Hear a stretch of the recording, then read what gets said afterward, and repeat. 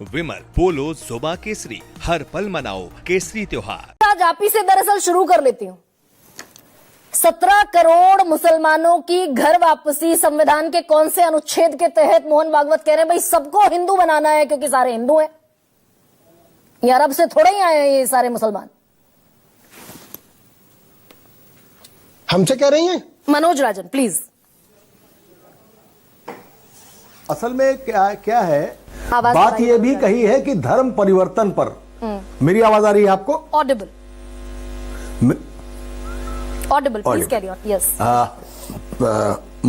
मसला क्या है कि धर्म परिवर्तन जो हो रहा है उसके खिलाफ योगी आदित्यनाथ सरकार ने लगातार ये बात की धर्म परिवर्तन नहीं होने दिया जाएगा, इस पे सख्त से सख्त कार्रवाई की जाएगी। छांगुर बाबा एंड कंपनी को लेकर तो एसटीएफ लगातार लगी ही हुई है।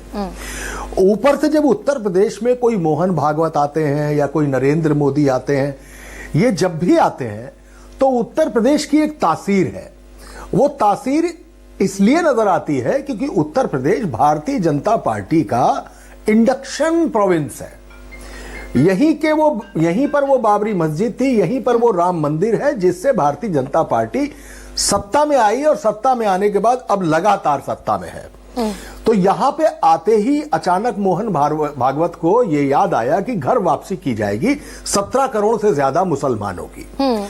यहां पे आकर जब व्यक्ति आता है तो मुख्यमंत्री योगी आदित्यनाथ से मिलता है, बाकी दोनों उप मुख्यमंत्रियों से भी मिलता है और उसके नजर में यह बात है कि 2027 में उत्तर प्रदेश में चुनाव होने जा रहे हैं। It's not a cup of T कि आपने कह दिया कि घर वापसी करानी और घर वापसी यूं हो गई। लेकिन आकर एक मुद्दा छोड़ना है। नरेंद्र मोदी आते हैं तो बताते हैं शमशान और कब्रिस्तान। योगी आदित्यनाथ की बात जब होती है तो कहते हैं बटोगे तो कटोगे। मोहन भागवत आते हैं तो एक शिगुफा छोड़ देते हैं घर वापसी का।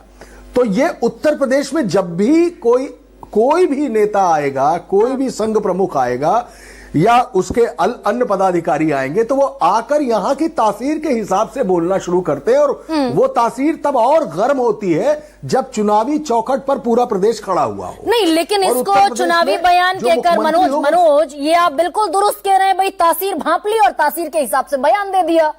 लेकिन मोहन भागवत कोई छुटभइये नेता तो दरअसल है नहीं, राष्ट्रीय स्वयंसेवक संघ के प्रमुख हैं और फेस वैल्यू पर उनकी बात ली जाएगी और दरअसल उनकी रिस्पॉन्सिबिलिटी, अकाउंटेबिलिटी, आंसरेबिलिटी तय होगी। अगर मोहन भागवत कह रहे हैं कि 17 करोड़ 20 लाख मुसलमानों को घर वापसी करानी है तो वो संविधान का अनुच्छेद पूछा जाएगा उनसे कि किसके तहत आप घर वापसी कराएंगे। बोन ऑफ कंटेंशन क्या है इस बयान का? सीधे बिल्कुल इंटेंशन सीधे हिंदू मुस्लिम का ही है। चूंकि मैं यहां उत्तर प्रदेश में बैठा हूं, चूंकि उत्तर प्रदेश में चुनाव है, चूंकि उत्तर प्रदेश के लखनऊ में मोहन भागवत आए हुए हैं, मैं इसलिए इस चीज को उस स्टेज पर ले जाकर कहने की कोशिश कर रहा हूं। वरना मोहन भागवत के इस बयान से कश्मीर से कन्याकुमारी और गुजरात से लेकर बंगाल तक पूरा असर पड़ना है। एक हिंदू मुस्लिम की लकीर खींचने का ही यह मसला है। आप अगर गौर करें तो यही मोहन भागवत जब बिहार जाते हैं तो वहां आरक्षण को गैर जरूरी बताते हैं, लेकिन जब उत्तर प्रदेश में जब आते हैं तो यहां पर आके वो बताना शुरू करते हैं कि मुसलमानों की घर वापसी करनी है। ये सीधे तौर पर संघ और संघ से जुड़ी हुई भारतीय जनता पार्टी और उनके जितने अनुषांगिक संगठन है उन सबका एक एजेंडा ही मूल रूप से हिंदू मुस्लिम है। नहीं, कॉन्स्टिट्यूशन इसकी, संविधान इसकी इजाजत देता है क्या? एजेंडा तो दरअसल संविधान से चलेगा ना, इजाजत देता है संविधान इसकी? बिल्कुल नहीं देता, लेकिन एक एजेंडा शामिल करने की कोशिश की जा रही है, एक मसौदा तैयार करने की कोशिश की जा रही है और वह कोशिश तब और ऊपर दिखाई देती है जब खुद संघ प्रमुख ये बात कह रहे हो। क्या आकर नरेंद्र मोदी इस तरीके की कोई बात कर सकते हैं? क्योंकि वो संविधान के मुताबिक ही उनको बात करनी पड़ेगी। लेकिन जब मसला आरएसएस का आता है तो आरएसएस इस तरीके से बात करके एक माहौल बनाने की कोशिश करता है। और मैं फिर दावे से कह रहा हूं, चूंकि वो उत्तर प्रदेश की राजधानी लखनऊ में है, वो मुख्यमंत्री से मिले हैं और दोनों उप मुख्यमंत्रियों से मिले हैं और उस जानिब को समझते हैं कि इस बार बॉल किस एंड से फेंकनी है, इसलिए उनको यह मुफीद मौका लगा। ये वो अच्छी तरीके से जानते हैं कि मसला इससे, जैसे मदनी ने बोल दिया, मदनी ने बोला, दूसरी तरफ से एक और एक बवाल खड़ा हो गया, और ये बवाल जितना मकसद हल हो गया ना। जैसे ही अरशद मदनी ने बोला वो उस पहले बयान का मकसद सॉल्व हो गया, पूरा हो गया। बिल्कुल 400 दिन से भी कम दिन बचे हुए चुनाव होने में, और 6 महीने तो मान लीजिए आपकी अधिसूचना और दुनियादारी में लग जाएंगे, तब तक एक माहौल बनेगा।